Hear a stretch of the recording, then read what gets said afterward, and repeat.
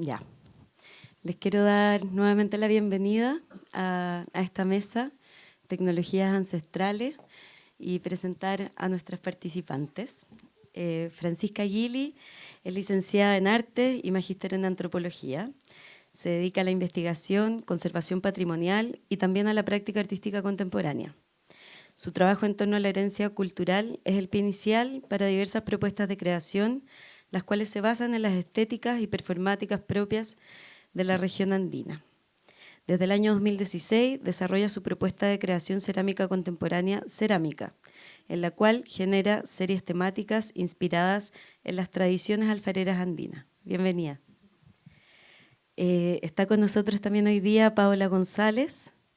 Paola es arqueóloga y abogada indigenista. Ha estudiado y dibujado diseños de la cultura de Diaguita por más de 20 años. Sus trabajos han permitido acercarse a la comprensión de este arte visual altamente complejo y al contexto cultural que lo rodea.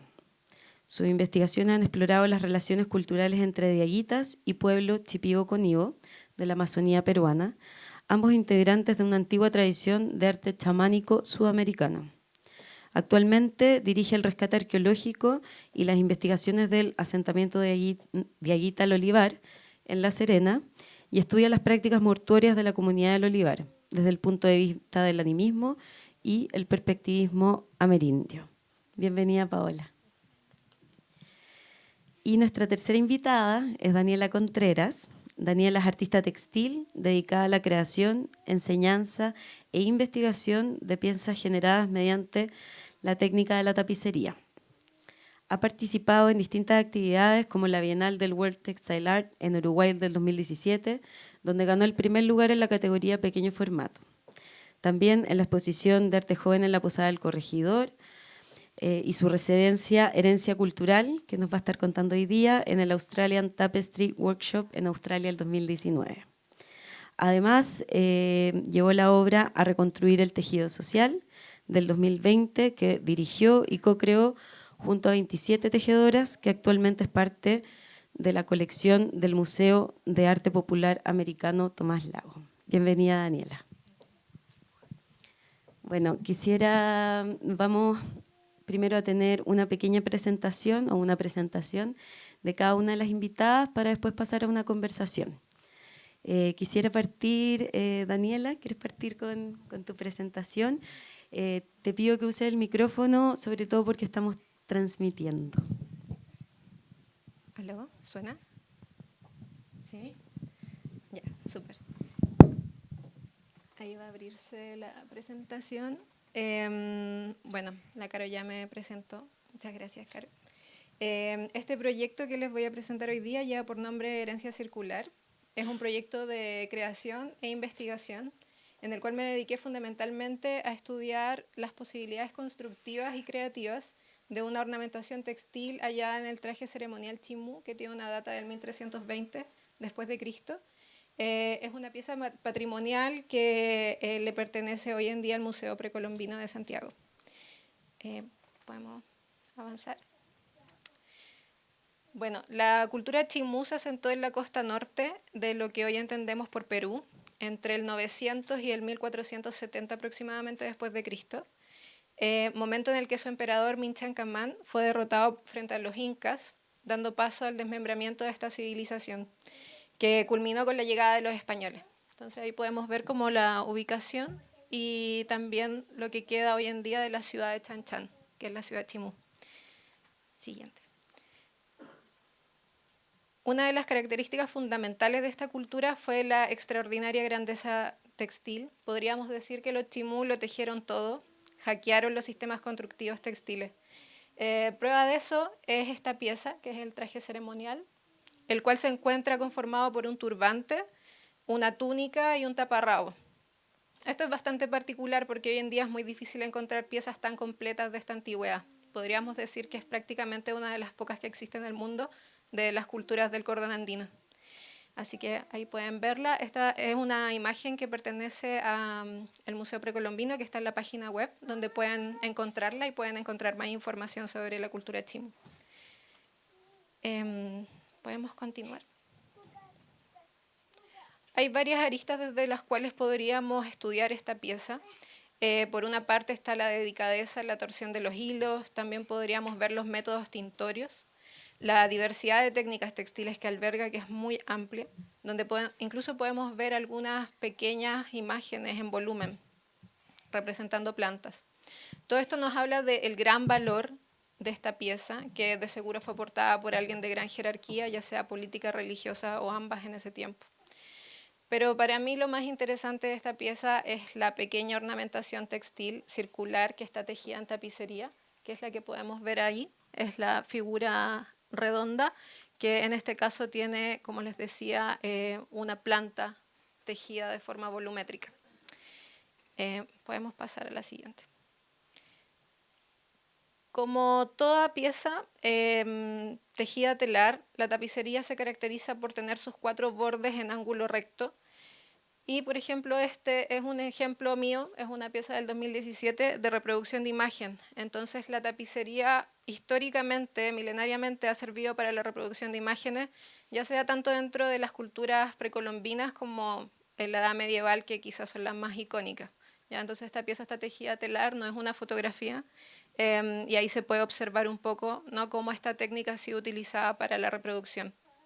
Entonces, si pasamos a la que viene, este otro ejemplo más mío de archivo, podemos ver entonces que todas las piezas de tapicería están constituidas de 4 bordes en ángulo recto. Entonces generalmente se obtienen piezas de formato cuadrado o rectangular como distintas variedades.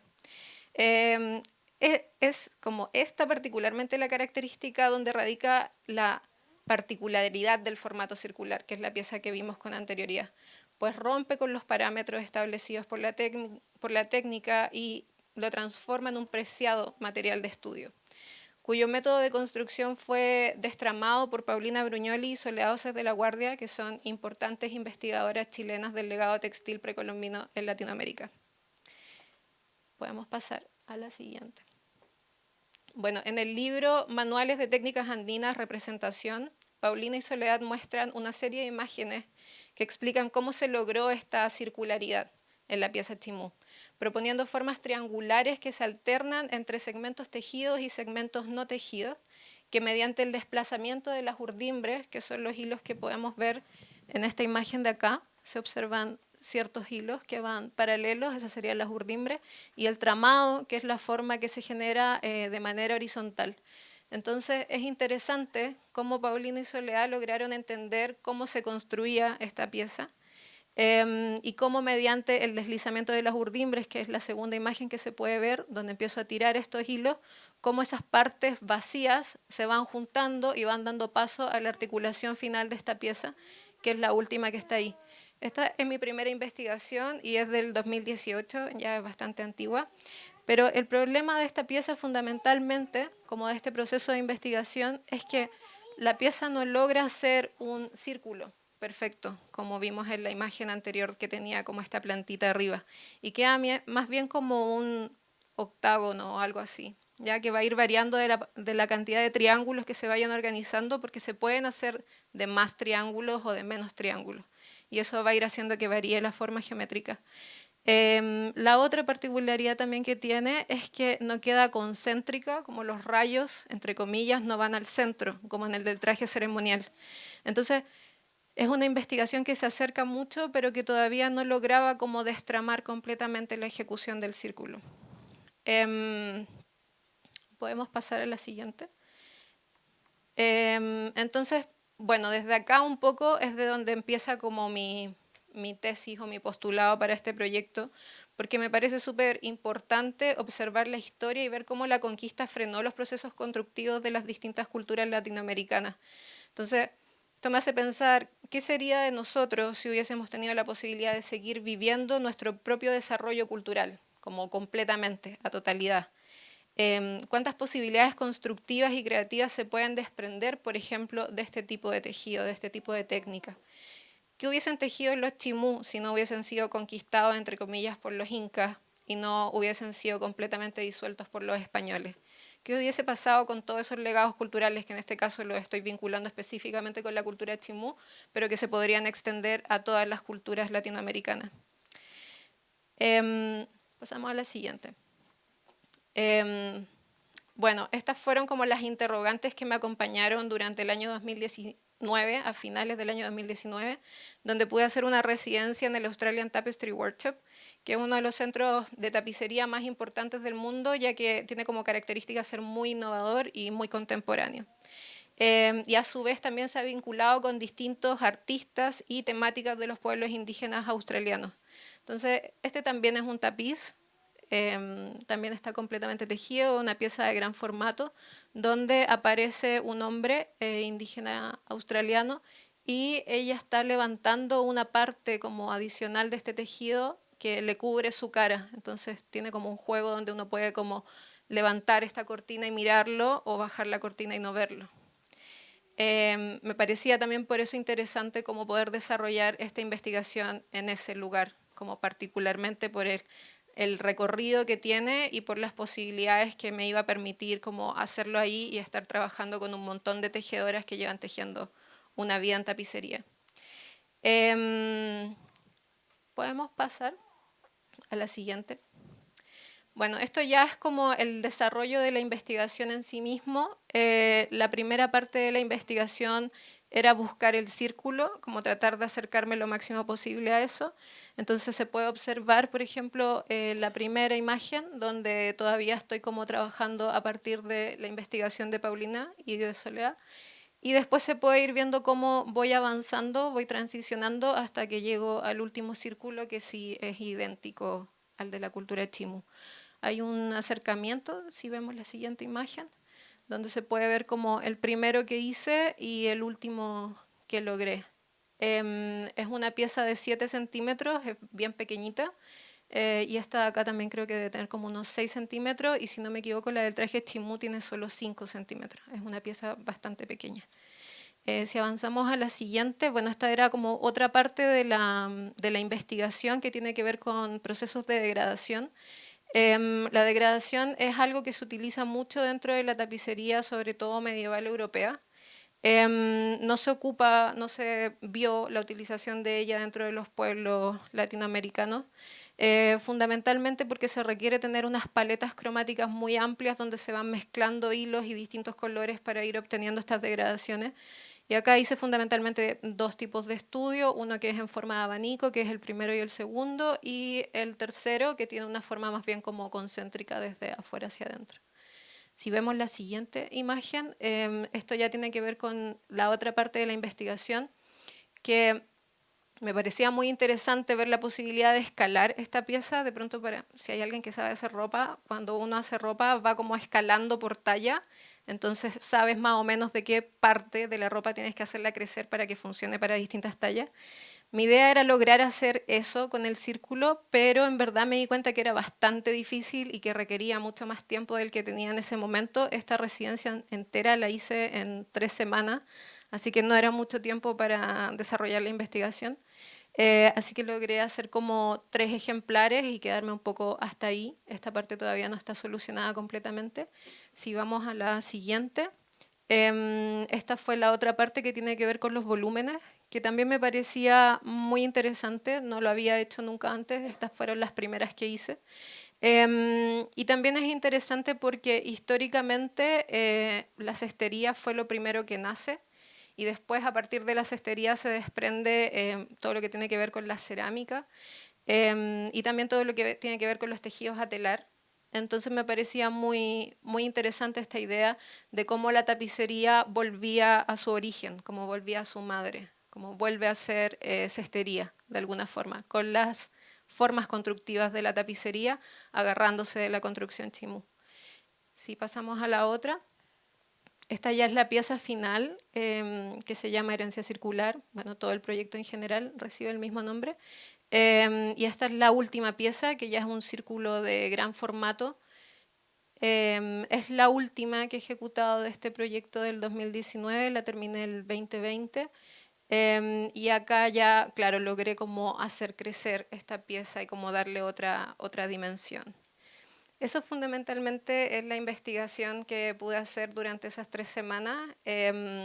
Me parece a mí personalmente muy interesante ver cómo estas técnicas, que son técnicas milenarias, o sea, cultura chimú, 900 después de Cristo, o sea, sí, exacto, 900 al 1470, desarrollando un montón de piezas increíbles técnicamente y que al día de hoy siguen viéndose súper contemporáneas. O sea, de hecho, o sea, imagínense esto hace cuánto tiempo se hizo y si lo mostramos hoy en día pasa como por una investigación completamente nueva, como si no hubiesen precedente. Entonces, podemos hablar de un nivel de tecnología increíblemente alto, y eso solo si pensamos en la cultura chimú, porque si empezamos a ver distintas culturas y como las distintas habilidades que desarrollaron, ya sea en arquitectura, en agricultura, en observación del cielo, en las cerámicas, etcétera, podemos encontrar formas muy avanzadas que se hicieron hace muchos siglos atrás y que todavía pueden parecer muy nuevas, ¿no?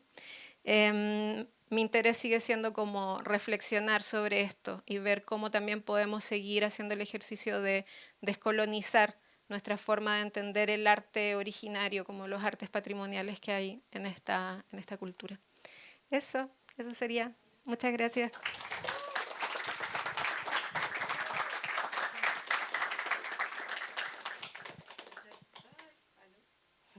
¿Aló? Ahí.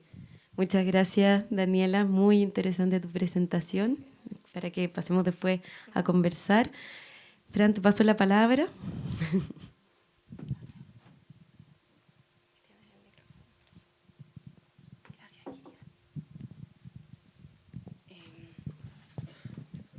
Ya, bueno, muchas gracias por la invitación también.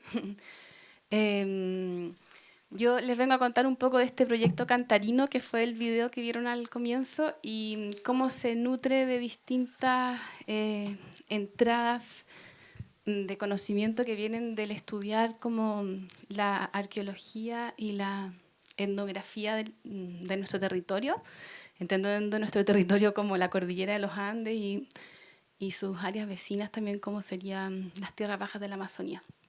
Y entonces un poco eso les quiero contar. La próxima. Ya. Bueno, este trabajo en contexto, como contaba la Caro, de mi proyecto que se llama Cerámica, que busca crear series en alfarería que están basadas en investigaciones del acervo cultural alfarero de nuestro territorio. Y ahí está mi Instagram, abajito está Cantarino y arriba está otro proyecto que hice antes que se llamaba Contenedores de Fertilidad. La próxima. Ya, entonces ahora voy a latearlos un poco con teoría, pero que a mí me entretiene mucho. Ojalá que les guste a ustedes también.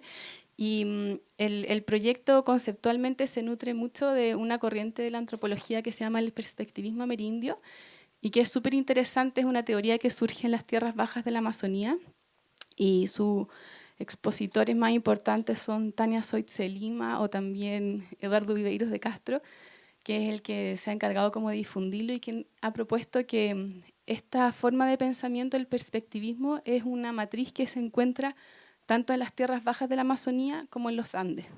Hay una forma de pensamiento común y es súper interesante porque esta forma de pensamiento interpela mucho a la herencia occidental que hemos recibido nosotros habiendo crecido en la zona urbana, en Chile, por ejemplo, en Santiago como yo. Y bueno, y tengo una pequeña síntesis de algunos elementos que encuentro interesantes de este perspectivismo que han nutrido Cantarino. Uno es la idea de rizoma, que rizoma en verdad es un concepto que viene de los filósofos Deleuze y Guattari, pero que tiene harto que ver con lo que dice Viveiros de Castro, que en el fondo la naturaleza está integrada con la cultura en una red de relaciones, no está la división de la naturaleza y la cultura como la concebimos hoy en día, sino que están las personas, los humanos, las plantas, los vegetales, las cosas, los animales, todo entrelazado en una red afectiva, ¿ya? No hay una separación. Después también está la idea del animismo, en el cual los animales, vegetales, los hitos geográficos y las cosas están dotados de humanidad. Entonces se puede entender que los objetos son personas, que los árboles son personas, los cerros son personas, los ríos son personas. Y contrario a cómo nos han enseñado a nosotros la teoría de la evolución, de que nosotros somos en el fondo herederos de estos monos que fueron evolucionando y llegaron a tener inteligencia y hoy día somos el Homo sapiens. El perspectivismo plantea de que antes todas las cosas de la naturaleza antes fueron humanos. Entonces se van a encontrar muchos mitos en todos lados, por ejemplo en la Amazonía, de que la mariposa antes fue persona, nosotros siempre saludamos al litre, porque el litre antes fue persona también. Entonces así también es como un poco una idea de contraevolución, por decirlo así.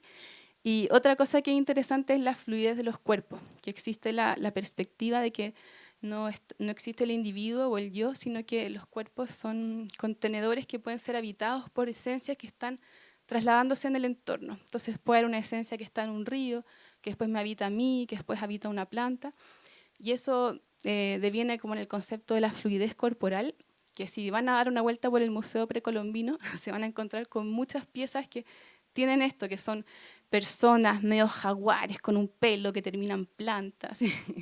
Y ahí se va viendo esto de la fluidez corporal. Y bueno, Viveiros de Castro nos dice, los amerindios son cosmocéntricos, es decir, nunca distinguieron entre humanos y animales. Para ellos la naturaleza y la cultura son partes de un mismo campo sociocósmico. Vamos con la próxima. Y entonces de ahí surge un poco esta serie de cacharros que tiene por fin evangelizarlos en estas ideas. Y entonces en estas postulaciones de Viveiros de Castro dice, existe una epistemología amerindia de cualidad estética que procede por la atribución de subjetividad o agencia a las cosas.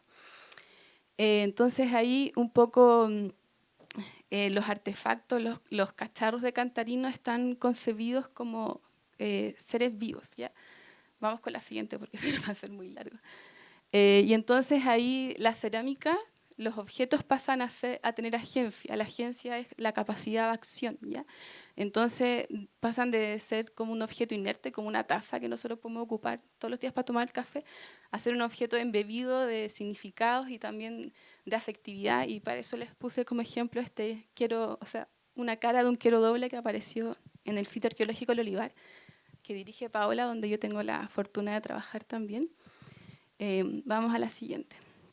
Ahí está este quero doble donde hay como una interacción muy bonita, una alianza como entre diaguitas y incas. Yo creo que la Paola va a explicar mucho mejor en su ponencia, así que se los dejo ahí para que tengan ganas de escuchar la ponencia de Pao. Vamos a la siguiente. Y entonces en esa idea de crear desde este concepto de hacer objetos que se entienden como seres vivos, es súper interesante entender también de que las materias primas se entienden como seres que tienen que ser como criados, y la tecnología surge de una relación recíproca entre las materialidades y los artesanos o las personas que crean. Y bueno, ahí también está Elvira Espejo, que habla mucho de esta idea de la crianza mutua para el desarrollo de las tecnologías. Y es interesante en el concepto de las artes mediales y de la contemporaneidad, ir pensando desde estas perspectivas que nos hereda el territorio. También, por ejemplo, es súper importante el descanso, que muchas veces como que nosotros en esta herencia de productividad que tenemos, no nos damos estos tiempos de descanso que son importantes, y la cerámica necesita muchos descansos, y ahí está el concepto del jalpa, que lo viene trabajando un colega, Francisco Vergara, que estuvo haciendo etnografías en Perú, y claro, él estaba viendo como procesos tecnológicos, productividad en el hacer adobes, en el hacer tejas, por ejemplo, y se dio cuenta que ningún antropólogo había descrito el descanso, y el descanso, el jalpa, es fundamental en la perspectiva andina. Entonces son como pequeñas ideas que nos van gatillando pensamientos. También, por ejemplo, para referirse a los procesos productivos es bien interesante porque bueno, esta ponencia es mucho más larga, es como una síntesis, así que después, si les interesa, les puedo ir contando más. Pero en el proceso, bueno, se hace la pasta, se amasa, se modela, ¿no es cierto? Y hay una parte que es el bruñido o el alisado de las piezas. Y en quechua, el bruñir una pieza se dice igual como se dice a un hombre buen mozo. Entonces, tu pata yucuta jaque es como si yo a la cara le dijera, oye, mira ese mijito rico, pero es como, qué pulidito, bruñidito está ese hombre. Entonces se ocupan los mismos conceptos para referirse a los objetos y a las personas. Entonces ahí vamos viendo que objetos y personas están enlazados en esta red de interdependencia. Vamos con la siguiente. Y en este concepto, entonces, los objetos se crían. Y ahí está este concepto de humaña, que es la crianza, que lo trabaja Elvira Espejo, también Alejandro Haber, argentino, si les interesa les puedo compartir más literatura. Y Denise Arnold, que es otra investigadora que trabaja en los Andes, nos dice: los objetos se entienden como seres vivos. Al crearlos, se los está criando. Con afecto se les anima, se les da el aliento de la vida. Y otra investigadora nos cuenta que Tamara Bray nos dice que existe una ontología indígena que comprenda los objetos hechos de cerámica como seres animados. Entonces, todas esas ideas van nutriendo Cantarino. Sigamos con la siguiente. Y en este como acto de creación hay dos conceptos que encuentro interesantes, que uno es Kamai, que Kamai es el acto de infundir el espíritu de vida a los objetos inanimados. Por ejemplo, Viracocha, que es el creador del mundo, animaba a los objetos soplando el espíritu de vida hacia ellos. Y también existe otro concepto que es bien interesante, que es el Sami, que es una esencia que da vida a las cosas. Es una fuerza o energía que tienen las cosas. Toda materia está vida y toda vida tiene una base material. Y el Sami, por ejemplo, hay una historia muy bonita que es la historia del sereno, que es una entidad que afina los instrumentos musicales. Entonces se cuenta que cuando este ser que vive donde afloran las aguas anima les da vida a los instrumentos, lo que está dando a los instrumentos es el Sami, el Samire, está como fuerza vital. ¿Ya? Sigamos a la siguiente. Y también otra cosa que le da humanidad a la cerámica es que si vemos el repertorio de cerámica que nos hereda nuestro territorio, hay muchas cerámicas que también tienen las partes de un cuerpo humano, tienen sus caras, sus brazos, sus rostros. Sigamos a la siguiente. Y también en el caso de las botellas silbadoras se les agrega una voz. Entonces yo creo que es como una tecnología que está apuntando a una estrategia más para dar vida a los objetos de cerámica. ¿Y cómo funcionan las botellas silbadoras? Funcionan con una esfera pequeñita y con un ducto que al chocar el aire en este filo genera el silbido, y por lo general estos silbatos se esconden en partes de la pieza que son imperceptibles. Entonces ahí también entra en juego esto de las tecnologías para encantar, porque cuando estas piezas se ejecutan, muchas de ellas los silbatos se activan con el agua que tienen dentro, no necesariamente otras hay que soplarlas, y es una forma también de dar agencia a la cerámica. Sigamos con la otra. Ahí están los distintos ejemplos de botellas silbadoras, que está José Pérez de Arce, que fue mi asesor en el proyecto y él ha investigado mucho este tema también. Si les interesa, tiene unos artículos muy interesantes. Sigamos con la próxima. Y bueno, y lo interesante también es que el sonido, si nos vamos como a la etnografía y vemos como distintas fuentes etnográficas, tanto de los Andes como de la Amazonía, el sonido permite que se genere un diálogo interespecie. O sea, permite que conversen estas cosas, humanos con los no humanos, ¿cómo se dice? Y hay distintos ejemplos. Les voy a contar uno nomás para no ser tan largo. Pero está, por ejemplo, el Anent, que el Anent es un canto que cantan las mujeres Shuar. Cuando uno va a una... Bueno, esto lo contó Philip Descola, yo se lo voy a contar. Él cuenta que llega a una pequeña comunidad donde están las malocas y se ve como que alrededor está todo como indómito, así como salvaje, pero en verdad las mujeres ahí en la selva tienen sus chacritas, unas chacritas como desordenadas, y ellas, para criar a sus chacras, a su yuca, a sus papitas, tienen unos cantos que se llaman Anent. Y el Anent les permite conectarse con la papa, con la yuca. Y la estrategia que tiene el Anent es que como busca rodear al vegetal sin nunca decir su nombre. Por ejemplo, entonces, tú que tienes el corazón blanquito y tienes tu cascarita negra, por ejemplo, se le está cantando a la yuca y la va rodeando con el canto, y así propicia que esta planta crezca y conversa con ella. Y hay otros ejemplos más de conversación interespecie a través del sonido, se los puedo contar también, después para no ser tan larga la ponencia. Vamos con la otra. Y bueno, y la tradición de las botellas silbadoras es bien larga, igual como contaba nuestra compañera antes, de las tecnologías que nos hereda nuestro territorio. Son alrededor de 3.000 años atrás que empieza el desarrollo de las botellas silbadoras en lo que es Ecuador, y es una tecnología que se fue trasladando en el tiempo y en el espacio, y que también se terminó cuando llegó la colonia. Y es muy interesante esta línea de tiempo porque es como toda esta historia, y para que ustedes sepan, Chile con su Estado-nación es solamente eso. O sea que no somos prácticamente nada comparado con toda la herencia que tenemos para atrás. Vamos con la siguiente. Y bueno, y también otros elementos que se fueron integrando en Cantarino.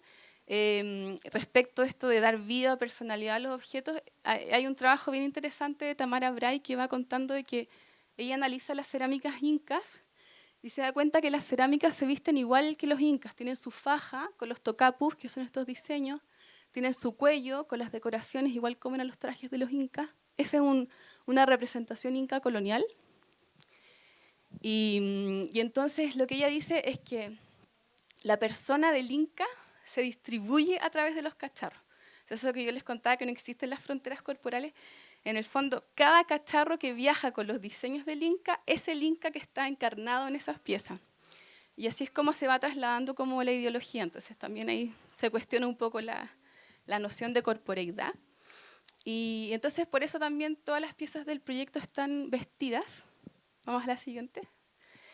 Y están vestidas también con diseños geométricos abstractos, que ahí la Paola ha sido como una gran maestra en ese sentido, que ya lleva mucho tiempo investigando este tema, para poder entender el arte de Aguita. Y bueno, también además de que en el fondo se visten las piezas, en la Amazonía hay distintas ideas que cuentan que los diseños sobre los cuerpos dan humanidad. Acá tengo algunas citas tomadas del trabajo de Paola que cuentan que, por ejemplo, Levi Strauss decía que entre los caduveos le habían contado que había que estar pintado para ser hombre, por eso se hacían pintura corporal. O, por ejemplo, también Taylor cuenta que cualquier superficie con motivos geométricos puede evocar subjetividad o personalidad. Incluso las pinturas mismas pueden ser tratadas como personas. Els Lagru, entre los Cachinagua, también nos cuenta que la piel adquiere una propiedad transparente y permeable al tener este tipo de diseño, permitiendo la intercambiabilidad entre los cuerpos. Entonces, por ejemplo, una persona que tiene pintura facial puede transformarse en jaguar porque su piel se hace más permeable para ser habitada o trasladarse, como para que se haga este tránsito de esencia que le contaba yo, que los cuerpos son permeables. Y acá les puse esta foto que encuentro muy sugerente, que la encontré así en Facebook, pero es una niña haciéndole diseño geométrico abstracto a su muñeca, como queriendo darle humanidad también. Vamos a la siguiente. Bueno, y también todos estos diseños geométricos abstractos tienen como un... ¿Qué pasó, Uga? Gracias. Déjame jugar.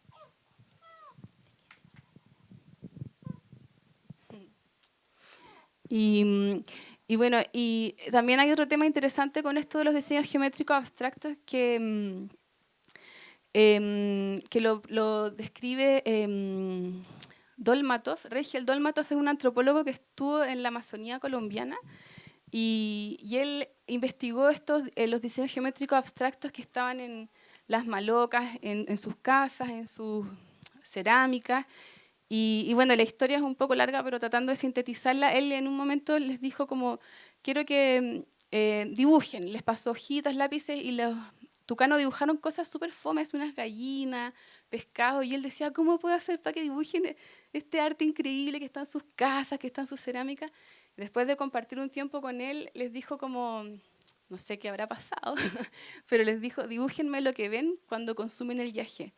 Y ahí entonces los tucanos empezaron a hacer unos dibujos increíbles que están publicados en un libro que se llama Beyond the Milky Way. Y lo que hizo él fue como separar ciertas comunidades mínimas que estaban en esos dibujos de los tucanos y dio con que había unas investigaciones en Europa donde estaban como poniéndole neurotransmisores a las personas y induciendo ciertas frecuencias. Y también hicieron dibujos que tenían las mismas unidades mínimas que las que dibujaron los tucanos.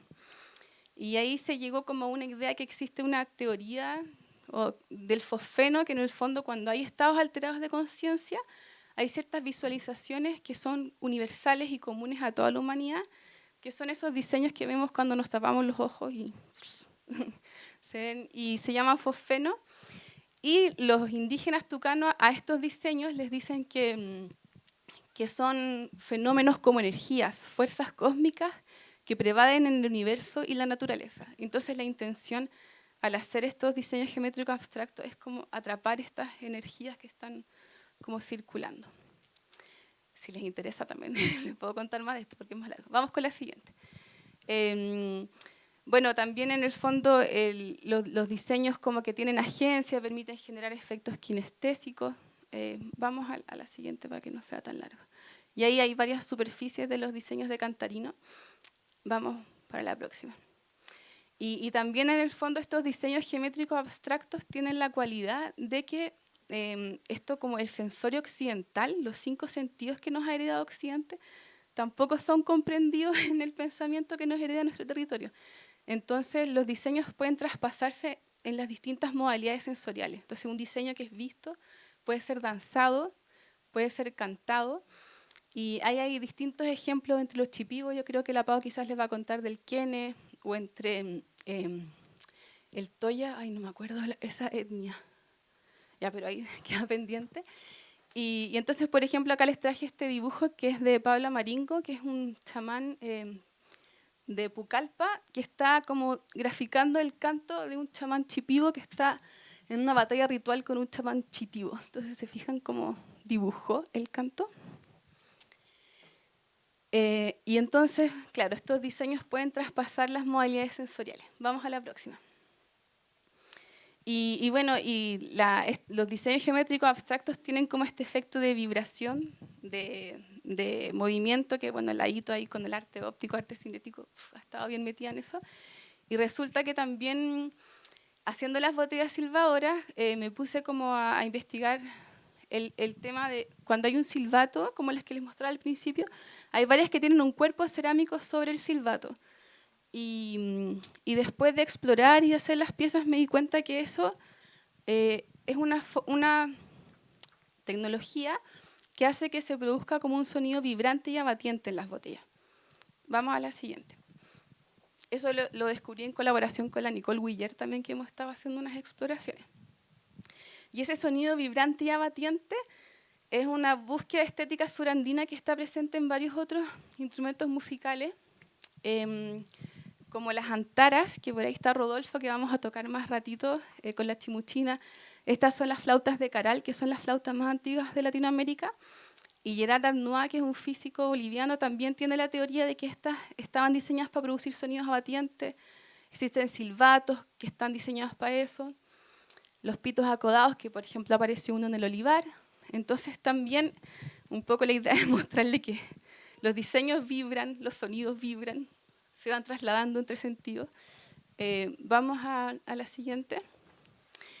Y bueno, y la José Pérez de Arce con Claudio Mercado, que han investigado este tema, al sonido este vibrante y abatiente, también se presenta en las flautas de chino, que es una tradición que se da en nuestro territorio, en la zona central de Chile y el norte semiárido, y está también en la arqueología, en las antaras, que son unos instrumentos que van a ver. De ahí Rodolfo trajo unas réplicas que vamos a tocar más ratito.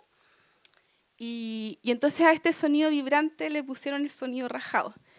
Y cuando Gerard Arnois investiga también esto de los sonidos vibrantes, le dice que existe un término para referirse a esto que se llama tara, que es un término en lengua indígena que refiere a esta vibración del sonido. Y lo interesante que les quería compartir ahora es que después hay otro musicólogo que este concepto tara nos dice que no solamente refiere al sonido, sino que refiere a la liberación sensorial irrestricta que sucede en el momento festivo andino. Entonces está de nuevo apelando como que se rompen los sentidos porque este movimiento está en el sonido, pero está, no sé si van a la fiesta de Andacollo, está en los bailes de China, en sus desplazamientos, en los colores, en los olores que salen de las cocinas, en el fondo como en esta estimulación sensorial que viene por todos lados. Y vamos a la siguiente. Y eso fue como un paseo muy rápido por distintas ideas, pero un poco Cantarino como que va tomando todas estas ideas y las piezas están concebidas como seres vivos, con sus diseños que le dan permeabilidad a sus cuerpos para que sean habitados, para que vayan transmitiendo ideas, pensamientos, y en el fondo es una serie pequeñita que son 20 piezas, pero que están ahí itinerando en muestras, en talleres, en charlas como esta, como trayendo un poco este discurso que nos lleva a interpelar la herencia que hemos recibido como cognitiva y versus la herencia que hay en nuestro territorio, que nos deja hartas reflexiones para también las creaciones. Entonces, un poco los invito a pensar en la integración de los sentidos, en la creación desde la potencialidad y desde entender la agencia, o en el fondo como lo afectiva que son las obras que podemos llegar a hacer para nuestro entorno, y también un poco que está sucediendo, pero entretejer las fronteras de las artes y como romperlas, bueno, sucede todo el rato, pero de repente artista visual, artista sonoro, como que invitar a la reflexión de esta integración. Y eso sería todo.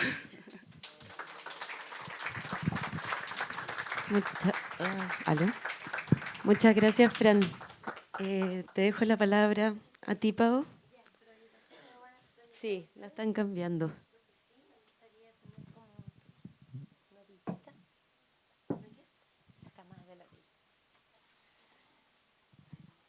Ya, bueno, buenas tardes a todos y muchas gracias por la invitación, Carolina, a este sexto encuentro. Yo lo que voy a hacer es contarles un poco, siempre dentro de este mundo iconográfico, abstracto, simétrico, cómo interactúa una cultura que forma parte de una tradición chamánica de arte visual, que son los diaguitas, cuyo arte es bien hermético, por así decir. ¿Qué sucede cuando se encuentran con los incas que tienen otro sistema de pensamiento? Entonces el arte visual forma parte de este interjuego y vamos a ver cómo se encuentra tecnologías de encantamiento, que es un poco lo que utilizan, a mi parecer, el arte diaguita preincaico, que es fuertemente chamánico, ¿no es cierto?, con un tipo de lenguaje visual más cercano a lo que son las semasiografías, que son como estos ideogramas, que es lo que hace el Inca. Para el Inca una idea nuclear de su cosmovisión es la mediación entre los opuestos. Pero voy a ir avanzando a medida que... la siguiente, por favor. Bueno, esto está situado geográficamente en el norte del semiárido chileno. La cultura diaguita se desarrolló entre los ríos Elqui y Choapa, y con la expansión incaica llegó por Copiapó hacia el norte y también la zona central y parte del noroeste argentino. Avancemos. Bueno, ahí tienen un mapa un poquito para localizarnos. Avancemos. A ver, quedémonos en la siguiente, por favor. Bueno, la cultura diaguita se desarrolló entre los años 1000 y 1536. Avancemos. Bueno, mientras sigamos adelante, por favor. Una cosa interesante es que el arte diaguita, como les decía, tiene este arte visual abstracto, simétrico, que aparentemente no estaría tratando de representar un contenido específico. Son estas letanías visuales, ¿no es cierto? Acá estamos viendo el periodo preincaico, en que los patrones tienen una serie de propiedades como vibración, continuación sin fin, el uso conjunto de varios principios simétricos. Entonces, esto es muy interesante porque, bueno, avancemos nomás. Quedémonos ahí un ratito. Lo que caracteriza este arte, que tiene muchos paralelos también con el arte óptico, es estas cualidades, ¿no es cierto?, como les decía, continuación sin fin, atracción hipnótica, utilización de más de varios principios simétricos conjuntamente, y además está ligada al consumo de alucinógenos. Estas propiedades, así como también la asociación de su arte a un alter ego animal, me permitieron en el fondo hacer algunos paralelos y plantear que forma parte de una antigua tradición de arte chamánico sudamericano que todavía tiene representantes en tiempos modernos, como por ejemplo los chipiboconibos, los cachinagua que mostraba recién Fran, ¿no es cierto? Avancemos. Y esto es arte incaico propiamente tal, es una pieza, un aríbalo. Como ven ustedes, son completamente distintos, o sea, incluso hasta molesta un poco el arte incaico por su sencillez, ¿no es cierto? Un poco, pero vamos a ver que la complejidad mayor en ello está en lo que tratan de transmitir. Avancemos. Que ustedes sepan que la sociedad diaguita antes de la llegada de los incas era bastante igualitaria. Uno cuando observa los contextos funerarios, por ejemplo, no hay grandes diferencias entre hombres, mujeres, niños, y son personas de mucho trabajo. Ahora que, por ejemplo, estamos investigando la población del olivar, son todos, tanto hombres como mujeres, personas de inserciones musculares profundas, huella de su trabajo, ya sea en la agricultura, en el mar, pero paralelamente están desarrollando este mundo espiritual y casi científico, ¿no es cierto?, en la exploración de los patrones abstractos. Avancemos. Avancemos, por favor. Bueno, ahí tenemos algunos elementos de consumo de alucinógenos para que ustedes los vean. Avancemos. Sigamos, por favor. Y como les decía, son piezas propias del periodo previo a la llegada de los incas. Avancemos. Acá avancemos. Aquí vemos algunos instrumentos cotidianos de manufactura cerámica, también silbatos. Avancemos. Acá les quería contar que además, ¿no es cierto?, en tiempos preincáricos he detectado que había una cierta apropiación espacial del arte visual según las distintas comunidades. Por ejemplo, en el río Chalinga, ellos tienen 15 patrones cerámicos que son exclusivos de esa localidad y que, por ejemplo, si lo comparas con un río cercano, que es el río Illapel, si bien tienen algunos patrones comunes, en el resto se diferencian. Entonces, hay una cosa también identitaria en esta búsqueda que están desarrollando los artesanos de Aguita. Ahí vemos las que son exclusivas del Valle de Chalinga. Avancemos. Como ven ustedes, la complejidad, el nivel como de geometría es bastante notable.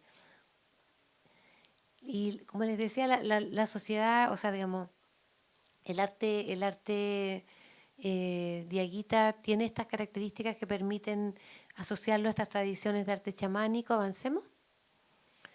Vaya, como que la repitieron. Avancemos, por favor. Bueno, ahí está, este es el alter ego de la cerámica y del arte visual Diaguita, que es un jaguar o felino moteado. Avancemos.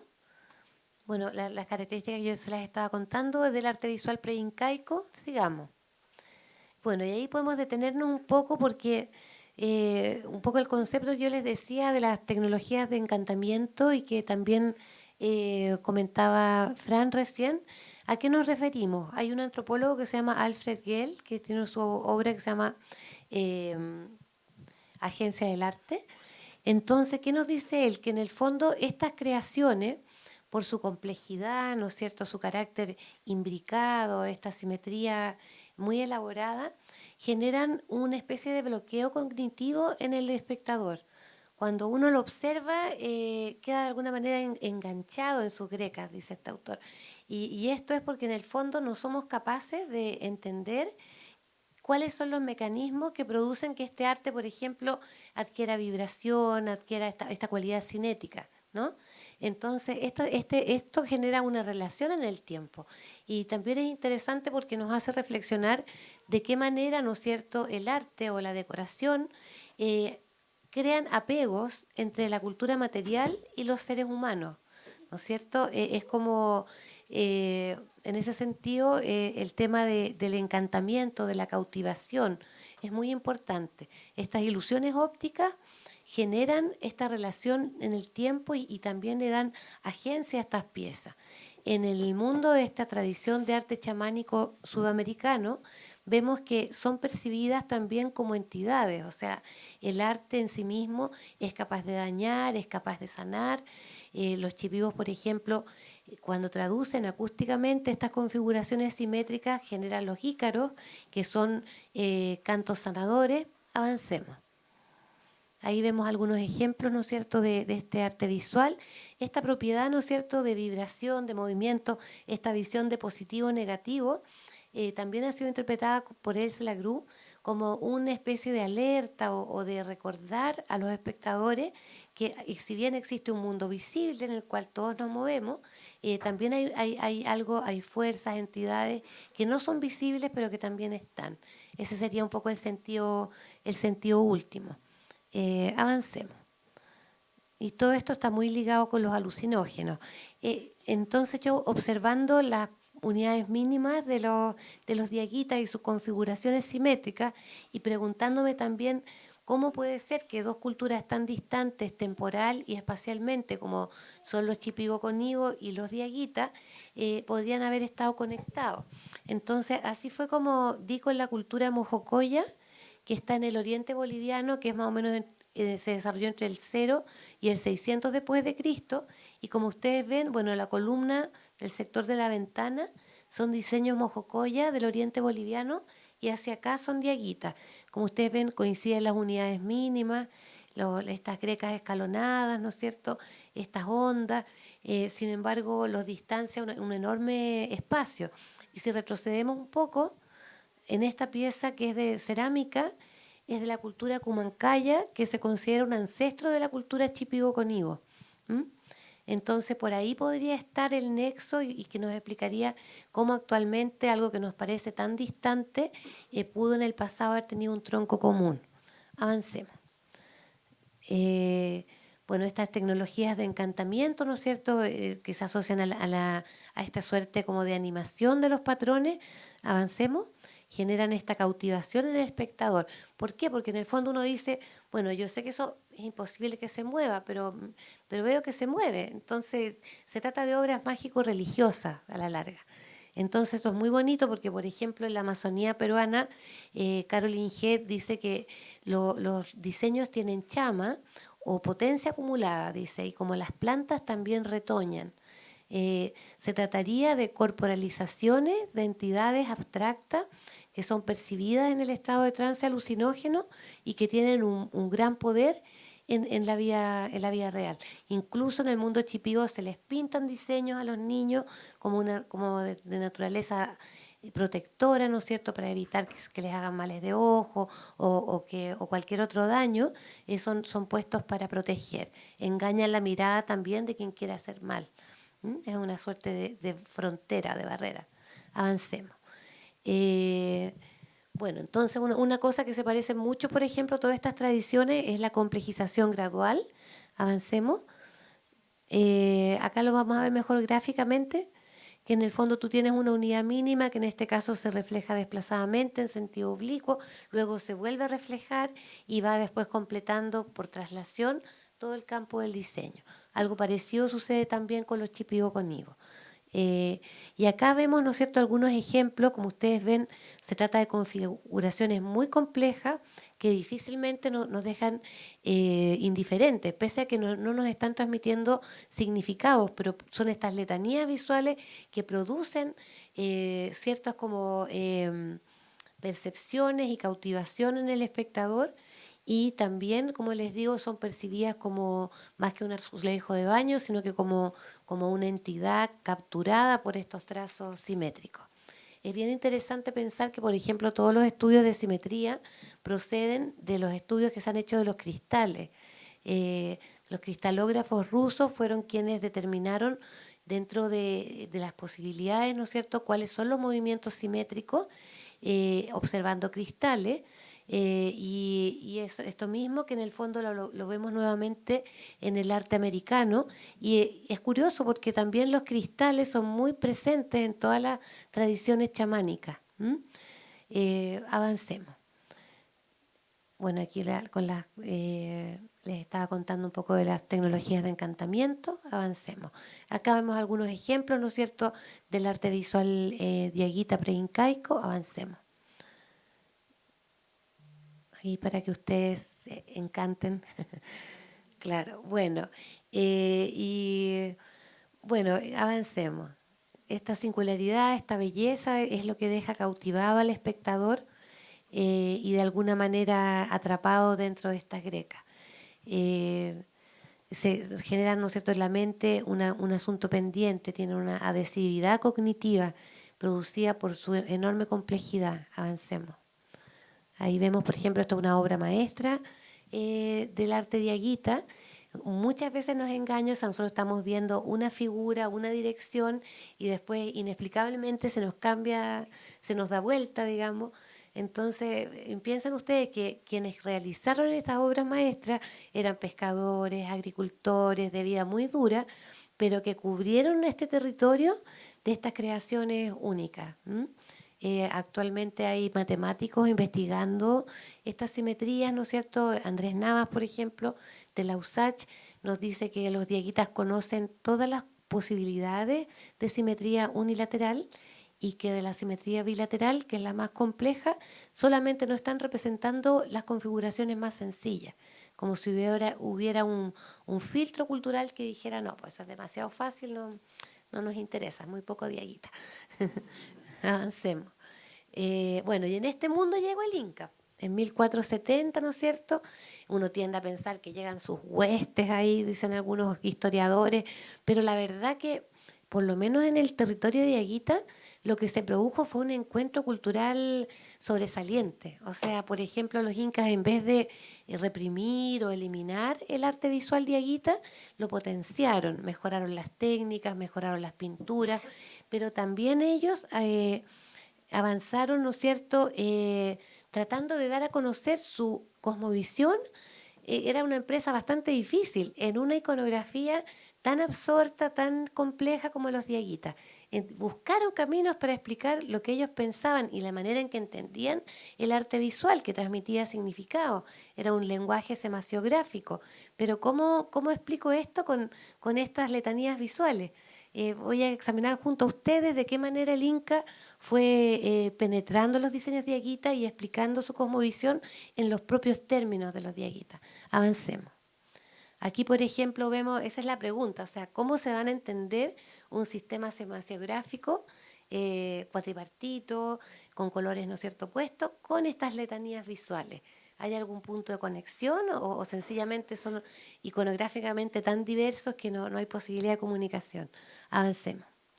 Entonces, en este encuentro gráfico, ¿no es cierto?, porque no nos salimos en ningún caso de lo gráfico, se van a empezar a generar diseños de origen incacusqueño puros, vamos a tener también diseños preincaicos que no se tocaron, que no se alteraron, pero también un universo de estas relaciones, ¿no es cierto?, de los diseños mixtos inca-dieguita, en que ahí se produjeron, en este discurso silencioso de los ceramios decorados, una comunicación visual muy interesante. Avancemos. Aquí, por ejemplo, vemos arriba diseños típicos de los incas, donde tienen la cuatripartición, ¿no es cierto? Acá, si ustedes se fijan, esta dualidad negro-rojo que se opone, ¿no es cierto? Y en el caso de los dieguitas tomaron los escalonados y también los cuatripartieron. Abajo ya tenemos un diseño mixto. Avancemos. Son de alguna manera notación. Avancemos nomás. Acá vemos que esto no solamente se restringió a la cerámica, sino que también lo encontramos en el arte rupestre de la zona del norte chico, donde está esta misma idea de la cuatripartición. Avancemos. Aquí vemos otros ejemplos, ¿no es cierto?, en que la unidad que utilizaba los dieguitas en un patrón que se reflejaba desplazadamente, ahora se empieza a cuatripartir. Avancemos. Acá es muy interesante también, ¿no es cierto?, como un poco contaba Fran, y que el Inca le dio mucha importancia a la experiencia estética. Entonces, también sus obras, avancemos, eran consideradas como seres animados y también lo dice Brain, ¿no es cierto?, este campo de estético, ¿no es cierto?, también era de alguna manera indexar a la persona del Inca. Avancemos. Aquí vemos algunas obras maestras también de la cerámica dieguita. El Inca trae lo figurativo, por ejemplo. El dieguita era mucho menos amigo de estas representaciones. Acá tenemos, me voy a parar mejor, diseños incaicos típicos, ¿no es cierto?, el ajedrezado, estos rombos, siempre con la idea de oposición cromática. Avancemos. Acá tenemos que son bastante simples si uno los observa en comparación a lo dieguita, pero por una cosa muy importante es este conflicto óptico. Siempre se opone lo rojo, lo negro. Avancemos. Y que destaca la oposición cromática. Acá Verónica Ceracea dice que cuando analiza este concepto de guaviruru, que es una semillita roja y negra que se utiliza para la suerte, es un ideal de belleza, según esta autora, para el pensamiento andino, y ella se dice, pero no eligen como belleza un concepto simple, sino más bien un conflicto óptico, porque siempre estamos un poco dentro de este universo dual en que las personas viven mediando con fuerzas opuestas pero complementarias, lo femenino, lo masculino, el arriba, el abajo. Avancemos. Y los diseños mixtos, ¿no es cierto? Avancemos. El Inca nunca, avancemos a la siguiente imagen, nunca atacó, como les decía, esta iconografía chamánica, sino que más bien trató de interactuar con ella. Por ejemplo, esta obra de acá yo la encuentro fabulosa porque acá vemos estas letanías visuales interrumpidas, ¿no es cierto?, como por representaciones figurativas. Este es un diseño mixto, Inca Diaguita, que yo lo considero muy sobresaliente porque incorporan esta representación antropomorfa dentro de las bandas, generando, ¿no es cierto?, pareciera un director de orquesta de esta letanía visual, pero lo hicieron los incas. Avancemos. En este mundo de los diseños mixtos es como la arena de la innovación. Entonces yo acá no les voy a contar mucho de otros aspectos culturales, quiero enseñarles un poco a mirar y cómo se produce esta comunicación entre incas y diaguitas. ¿Ve? Retrocede un poquito. Esta unidad mínima que era en esa organización era pre-incaica, los incas la cuatriparten. Avancemos. Esto mismo sucede acá, ¿no es cierto? Esta unidad mínima la insertan en estructuras cuatripartitas. Avancemos. Y también otra estrategia muy interesante es la inversión cromática. Como algo como esto no se puede volver cuatripartito, entonces los incas opusieron los colores. Si en el mundo preincaico el fondo era blanco, ellos pusieron el fondo negro. Si los diaguitas preincaico tenían esa línea roja, ellos la transformaron, ¿no es cierto?, a la unidad mínima de blanca a negra. Avancemos. También simplificaron las unidades mínimas. Avancemos. Y también insertaron unidades diaguita en estructuras de diseño propiamente de los incas. Acá es muy interesante porque ya no es tan importante la unidad mínima, si es un rombo, una greca, sino que acá empieza a operar de manera significativa, con un sentido semántico, la estructura del diseño. Es la estructura lo que está comunicando en este sentido. Avancemos. Acá también esta oposición cromática, también la practican con los diseños preincaicos. Avancemos. Acá, bueno, y en las cosas propias también con esta unidad escalonada es diaguita, pero la reutilizan para plantear su propia cosmovisión, que es esta cuatripartición y esta unión de los opuestos. Avancemos. Acá también, ¿no es cierto?, como ustedes les contaba, esta estructura simétrica cuatripartita es el aporte inca y dentro de ellos se inserta esta unidad diaguita y que va jugando dentro del campo del diseño para expresar la cuatripartición. Avancemos. Y esto, quiero detenerme ya para finalizar, es sumamente interesante porque para que vean ustedes el grado de complejidad en estas tecnologías, ¿no es cierto?, cognitivas, que operaron a través del arte visual, el Inca logró expresar un conjunto de conceptos muy complejos en la iconografía diaguita inca que le permitían explicar de manera más profunda sus principios rectores, su manera de ver el mundo. Entonces, por ejemplo, el diseño diaguita se reflejaba la greca, ¿no es cierto?, y se trasladaba. Pero acá lo primero que hicieron los incas fue oponer colores y esto está articulado de la misma manera que ellos entienden el universo. Hay una línea central que se llama Taipi, que es donde pueden convivir las diferencias. Ellos tienen un concepto muy importante que se llama Yanantín, porque dicen que no puede unirse pura y simplemente las fuerzas opuestas. Tú no puedes unir al sol y a la luna, no puedes unir el día y la noche, ¿no es cierto? Pero para poder lograr estas mediaciones se generan como un par imperfecto. A lo mejor resulta un poquito difícil de entender, pero si lo pensamos a nivel cosmogónico, tenemos en el mundo de arriba al Sol en el sector derecho y a la Luna en el sector superior izquierdo. La Luna es un poco imperfecta porque es del mundo superior, pero es femenina. Entonces, este consorte imperfecto. Y en el mundo nuestro, ¿no es cierto?, en la Tierra, tenemos la Pachamama, que estaría ubicada en el sector inferior izquierdo, que tiene como consorte a un Pachatata, que muy poca gente lo conoce, pero que existe en el mundo andino. Pero estos consortes imperfectos permiten la verdadera unión que es entre Inti y la Pachamama, que son ambos doblemente femeninas, la Pachamama porque es del mundo de abajo y es mujer, y se une con lo doblemente masculino, que es el sol, que es de la dimensión de arriba y es masculino. Es lo mismo que vemos acá. Acá, por ejemplo, la greca roja es la que está más resaltada porque está en el sector derecho y superior.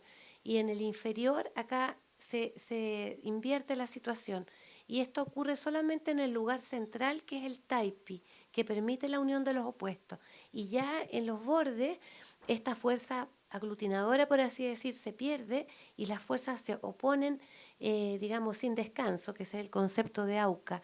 Arriba también el auca en los bordes.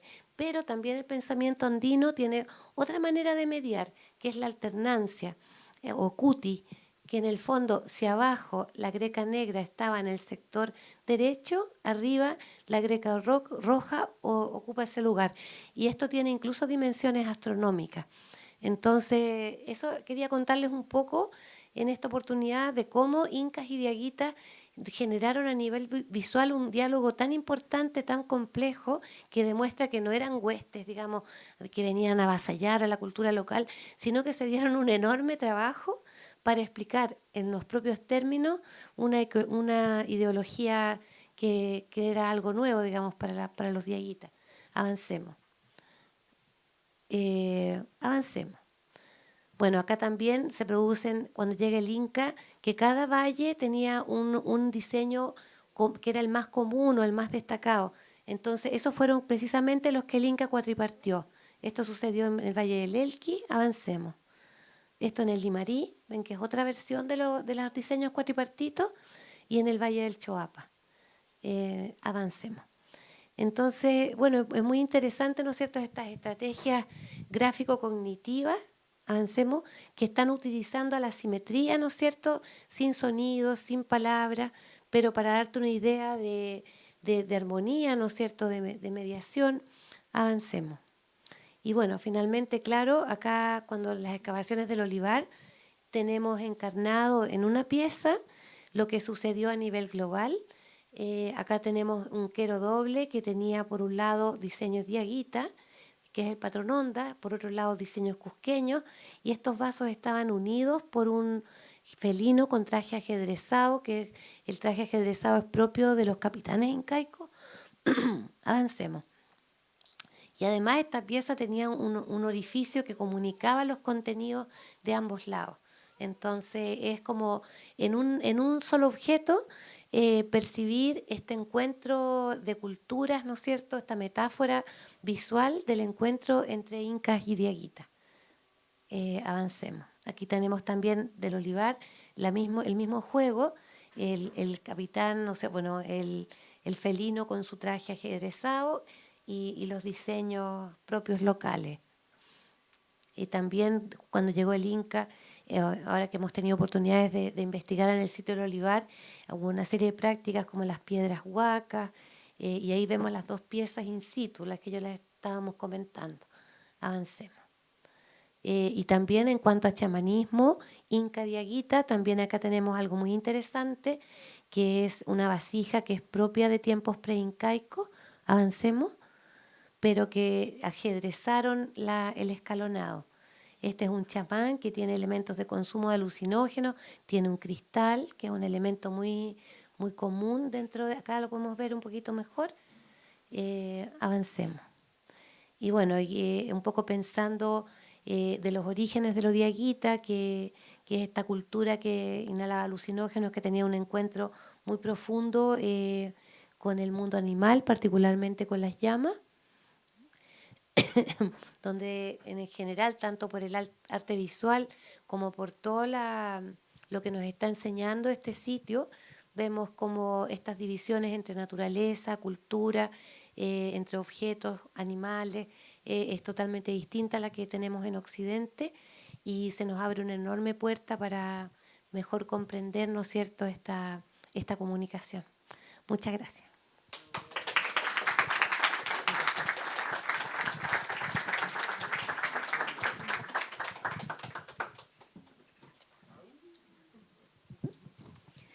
Muchas gracias a las tres por sus presentaciones. Pasamos ahora a la conversación, la cual quiero dar la oportunidad, yo tengo muchas preguntas, pero abrir la palabra primero a todos ustedes, si es que alguien tiene preguntas. Rodrigo.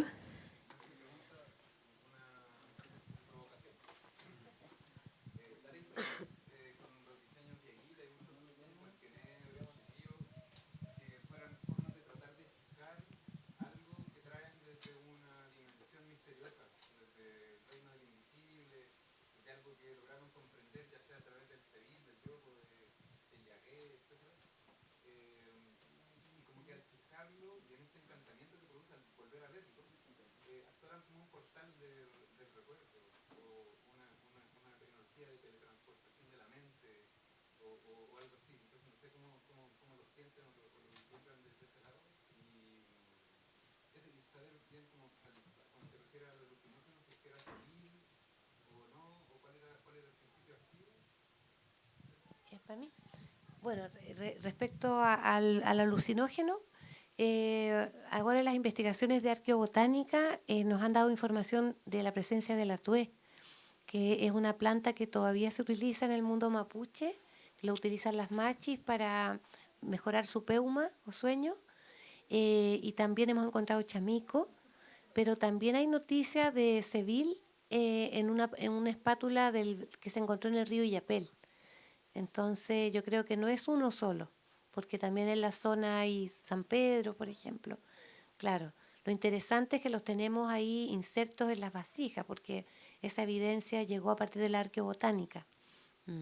Y de lo que tú decías de las entidades, mira, a mí lo que más se me asemeja para poder comprender cuál sería este sentido es como el concepto de yantra del mundo védico, en que, por ejemplo, a través de configuraciones simétricas muy complejas, ellos no es que estén haciendo un dibujo a imagen y semejanza de la divinidad, sino que están capturando en esos trazos a la divinidad en sí.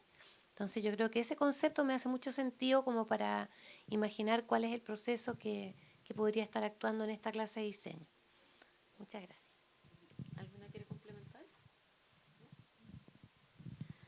¿Alguna otra pregunta? ¿Sí?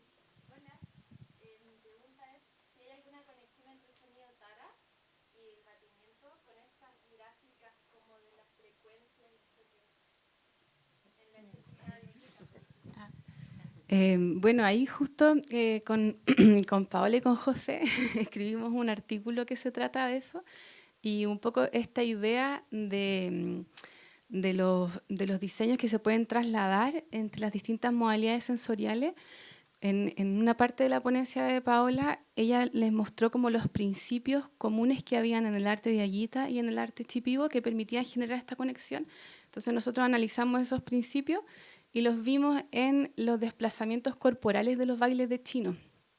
Y entonces fuimos viendo que se van repitiendo en el fondo como esta, como la repetición sin fin, la complejización gradual. Son varios elementos y está ahí en revisión. Así que ojalá que a fin de año salga. Pero claro, en el fondo es muy bonito porque estas ideas que se nos despiertan por las etnografías de la Amazonía, nosotros podemos en nuestro propio territorio de repente también tener ciertas evidencias que nos pueden llevar a formular estas hipótesis de que estas ideas, formas de pensamiento también estaban en nuestro territorio, a pesar de que acá igual ha habido como un avasallamiento mucho mayor de las formas de conocimiento por los procesos coloniales, republicanos y todo eso. Así que no sé si se responde ahí, pero sí. Ah, sí, eso está súper bueno. ¿Lo querés contar tú? Ah, ya, bueno, que nosotros, bueno, con José estuvimos hace como 10 años recorriendo el norte semiárido y la zona central de Chile buscando colecciones de instrumentos musicales arqueológicos y también entrevistando a distintos cultores, bailes de chinos, músicos, distintos personajes que nos iban iluminando ideas. Y ahí nos encontramos con Cuturrufo Cristian, que él es músico de La Serena, hermano del jazzista Cuturrufo, y él es artista contemporáneo, y él en sus investigaciones para crear dijo, ya, bueno, quiero hacer unas partituras no fue así. Bueno, en sus investigaciones y en buscar formas para expresar la música, fue donde los bailes de chino en la fiesta de Andacollo, y cuando los chinos estaban tocando, imagínense que llevaban esta procesión tocando la flauta con el sonido rajado, con estos desplazamientos corporales que les decimos que se rigen por estas leyes de la simetría compleja y todo. Después de un trance de muchas horas tocando, el Cuturrufo les puso un papel y un lápiz y les dijo, dibújame el sonido de la flauta. Ta, ta. Y ellos dibujaron distintos diseños que, por un lado, se corresponden con algunas de las unidades mínimas que ha investigado Paola en los diseños de Aguita, y también se corresponden con estas unidades que les mostré yo, que analizó Regiel Dolmatov de los fosfenos, y también aparecen representados en varios instrumentos musicales arqueológicos, antaras y pitos acodados. Entonces es bien interesante. Y ahí hay, claro, todo otro universo por seguir escudriñando, que entre todos estamos avanzando para saber más de eso. ¿Más preguntas? ¿No? Ya, yo sí les tengo una pregunta para las tres.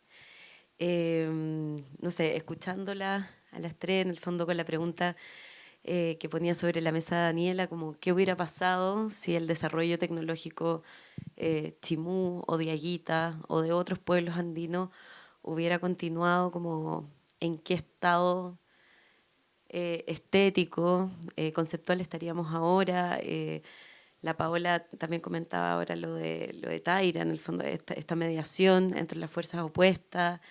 La Fran un poco hablando de la importancia de estas redes de afecto, en el sentido de afectar la vida de todos. Me entra la pregunta, como dentro de la investigación de cada una de ustedes, ¿qué claves sienten que han encontrado, tanto estética o que se traspasen a lo conceptual, para seguir avanzando hacia adelante, más desde una perspectiva como en la crisis que estamos ahora, climática, antropocéntrica, en el minuto constituyente en el que estamos? ¿Qué claves han ustedes encontrado dentro de sus investigaciones que nos puedan iluminar un poco hacia cómo seguimos hacia adelante?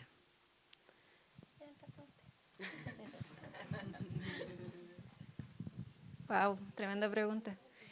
A mí me parece súper interesante el momento en el cual estamos cultural y políticamente, porque siento que es un momento que nos invita demasiado a mirar hacia atrás. Por lo menos a mí me pasa eso, como a mirar hacia las raíces y entender cómo en un pasado no tan lejano, como cuando mostraba ahí el mapa y decía, como solo esto es Chile como lo entendemos hoy en día y todo lo demás fue todo un universo extra. Me parece que es fundamental volver a mirar como hacia ese lugar para rescatar la diversidad de comprensión que hay en torno al vivir, a la experiencia como cotidiana de vivir y vincularse con la naturaleza y con todo lo que nos rodea. Claramente es algo que no podemos hacer porque no podemos volver atrás. Tenemos ciudades pavimentadas, carreteras construidas, y no podemos como demolerlo todo y partir de cero. Pero sí creo que hay mucho aún que se conserva. Muchas veces también pensamos que estas culturas o muchas de ellas están muertas, pero no es así, como siguen habitando, sobre todo en Perú, en Bolivia o acá también en Chile. Y siento que todavía hay mucho que volver a observar de ahí, de lo que está pasando.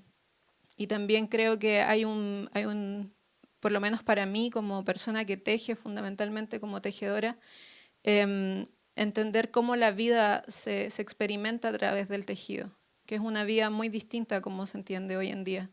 Y también pensar mucho cómo eran las formas de trabajo en el pasado, donde el trabajo no era el fin de la vida, a pesar de los sistemas increíblemente avanzados y tecnológicos que lograron desarrollar.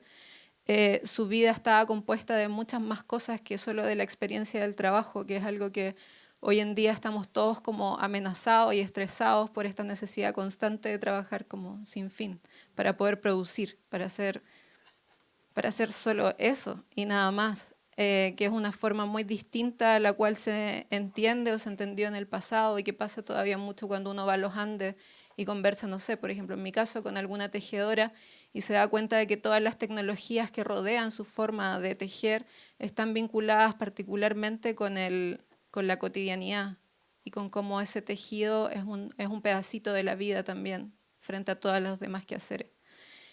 No sé si respondo a la pregunta, pero creo que es una pregunta muy, muy valiosa de seguir generando día a día. Bacán.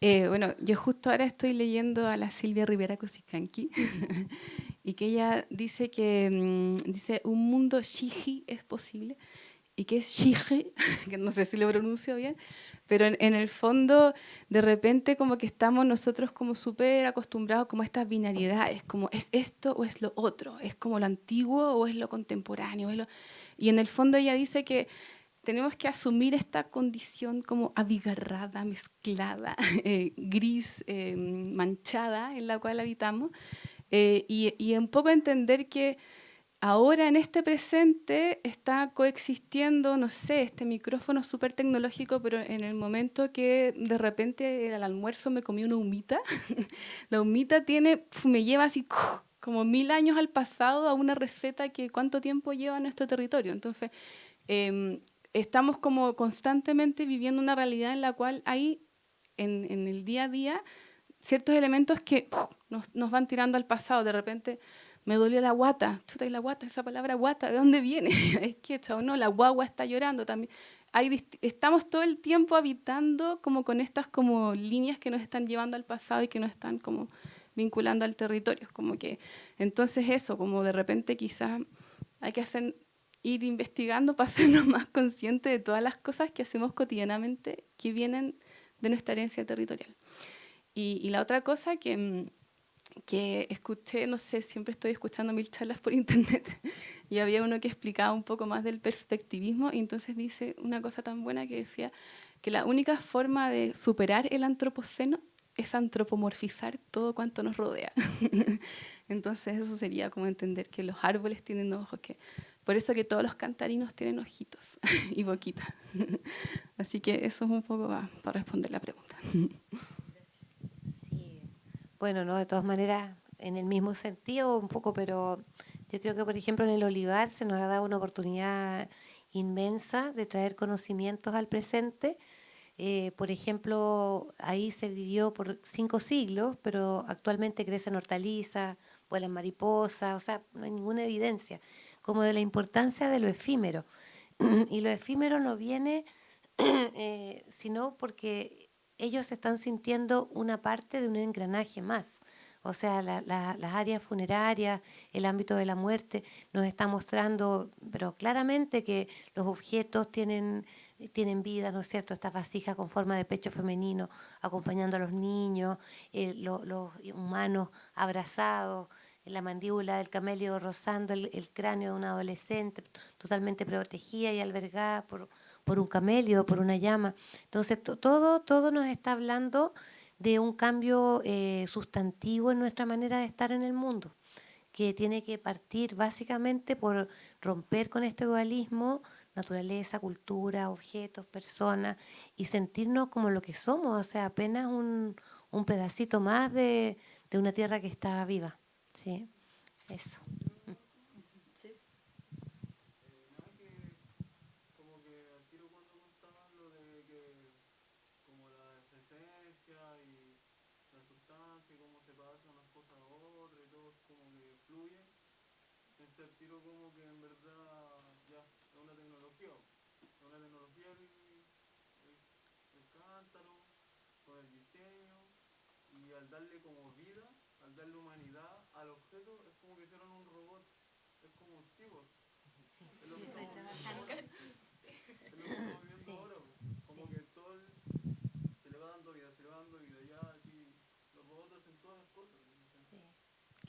Sí.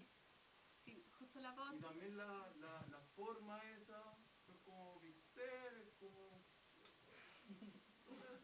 el tejido. Sí, no, cortito para que tú también puedas opinar el tema del cyborg. los camelios, por ejemplo, en estos grandes, yo al último les mostraba algunos ejemplos. Hay una compenetración tan grande entre humanos y camelios, por ejemplo, en esas verdaderas puestas en escena, ¿no es cierto?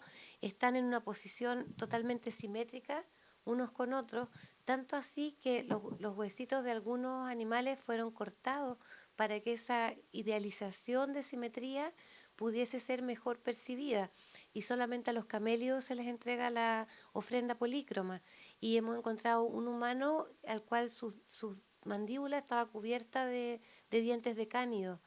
Entonces, este intercambio, esta frontera imprecisa, este contagio entre heterogéneos, es algo muy interesante. Yo le llamo cuerpos híbridos, porque tú no sabes muy bien dónde termina el camelio, dónde comienza el humano, y si son realmente humano y camelio o es un solo todo, que además tiene principios simétricos, porque hay camelios que rotan, que se reflejan. Entonces, ¿qué son esas configuraciones mortuorias? ¿Con quién están mediando, no es cierto?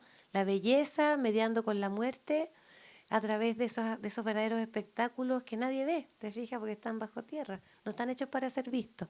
Entonces, bien, bien hermoso.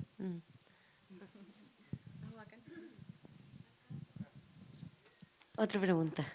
No, en la misma línea.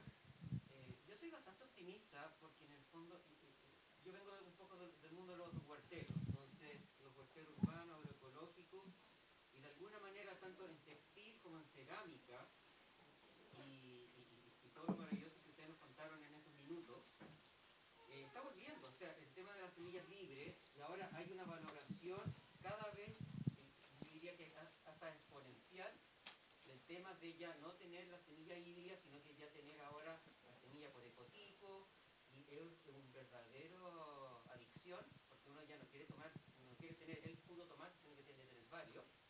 En el tema de la textiles, está muy fuerte el tema de la moda sustentable, que ya no es solamente el tema de que es una mezclilla que gasta tanto de huella carbono, huella hídrica, o está el tema de la polémica de la apropiación cultural de ciertos diseñadores, sino que ahora todos quieren volver al tema tejido propio, y luego de cómo guardar esta semilla, que ya no la quiero guardar en el plástico PVC, sino que un poco decir, bueno, ¿cómo lo hacían antes? Que si yo colocaba un poco de laurel o de canela o algo cubriendo, no entraba el brujo, no entraba el gorgojo. Entonces hay toda una serie de cosas. Tal vez en esa imagen que nos mostraste del MAC blanco, con la cerámica que está viva, todavía nos queda un poco en el sentido que tal vez el Mac no está blanco, sino que todavía está Marvel, o está Goku, o está...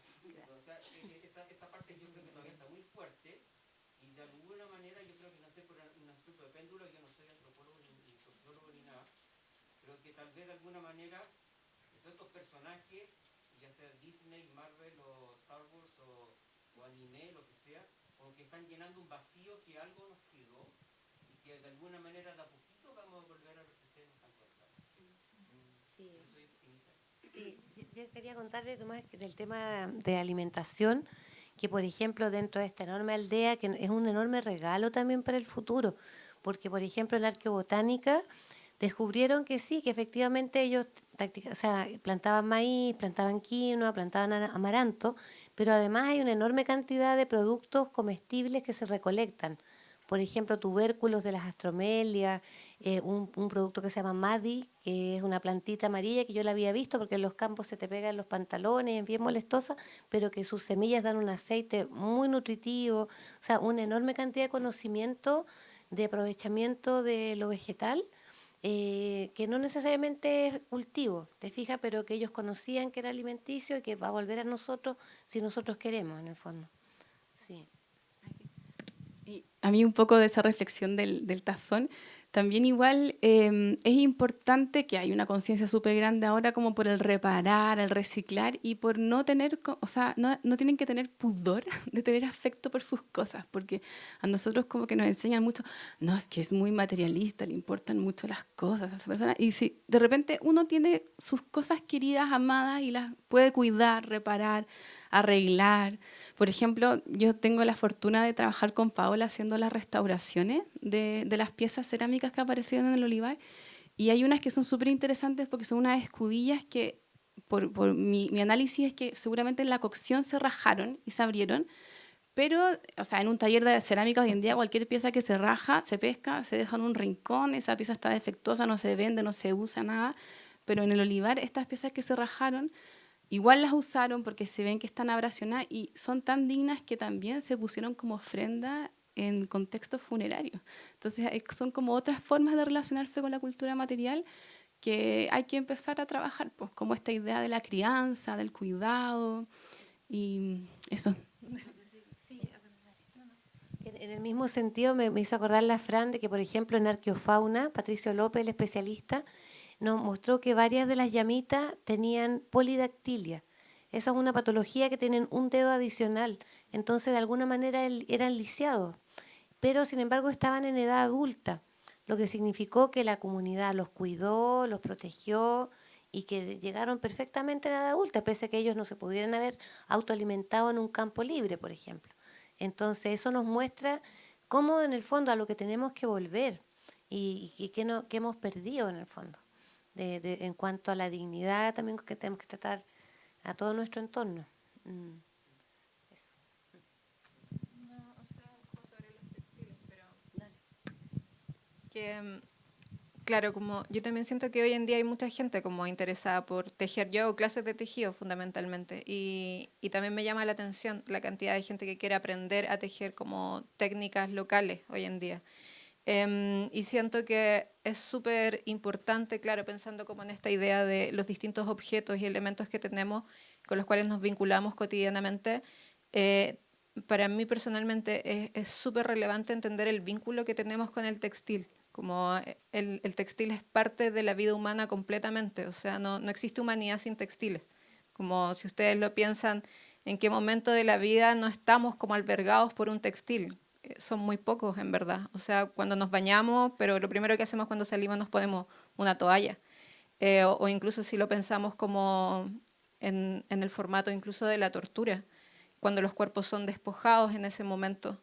O sea, cada vez que hablamos de un textil, estamos hablando de un cuerpo y cuando hablamos de un cuerpo, hablamos de un textil también.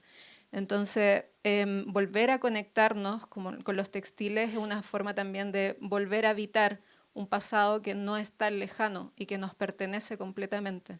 Entonces, desde ahí también es muy interesante como empezar a cuestionarnos, como por qué nos vestimos, por qué usamos la ropa que usamos, como por qué compramos más textiles o no los compramos, cuál es el vínculo que tenemos, porque durante mucho tiempo el ritual de la indumentaria se ha perdido completamente, porque la tenemos muy banalizada por el fast fashion y por todos los sistemas de producción, o porque durante mucho tiempo el textil ha estado demasiado vinculado, no sé, a las mujeres, por ejemplo. Durante mucho tiempo no se investigaron textiles, porque era algo femenino, y eso inmediatamente lo hacía caer como en una categoría inferior.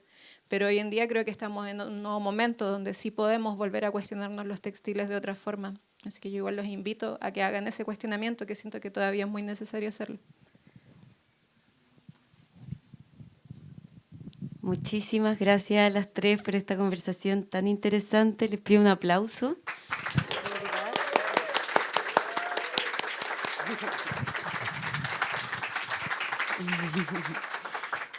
Y ahora me gustaría invitarlos a una performance, una activación de obra de Memoria Endémica, La lentitud de los árboles, de Ito Aranda. Así que para que vayamos, está acá la vuelta. ¿Ah?